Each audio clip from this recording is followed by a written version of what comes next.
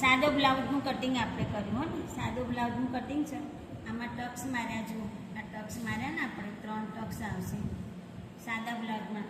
પછી આપણે ગળાપટ્ટી કરીએ એ વખતે આ ગળાપટ્ટીની આપણે પાઇપિંગ કેવી કરવાની, ના કેનવાસ જોઈએ ના ઇલાસ્ટિક જોઈએ, આપણને ડાયરેક્ટ ગળાપટ્ટીમાંથી પાઇપિંગ કરવાની છે. બરાબર, ગળાપટ્ટીમાંથી ડાયરેક્ટ પાઇપિંગ કેવી કરવાની એ આપણે કરવાની છે. જુઓ અહીંયાથી આપણે થોડી થોડી બહાર કાઢવાની, નીચે કડક રહે એવી રીતે. પછી અહીંયાથી આપણે આમ વાળી દેવાનું અને વાળતા વાળતા આપણે હાથ આમ થોડું વાળી દેવાનું, હાથને થોડું ગોળ ગોળ કરવાનું. આમ જો એવું લાગે કે ભાઈ તમારે અંદર સિલાઈ નથી આવતી તો થોડું આમ બહાર કાઢી આપવાનું, એટલે પાતળી પાઇપિંગ તમારે થઈ જાય. જો આ પાઇપિંગ થઈ ગઈ તૈયાર. મેડમ સિલાઈ નહીં આવી છે.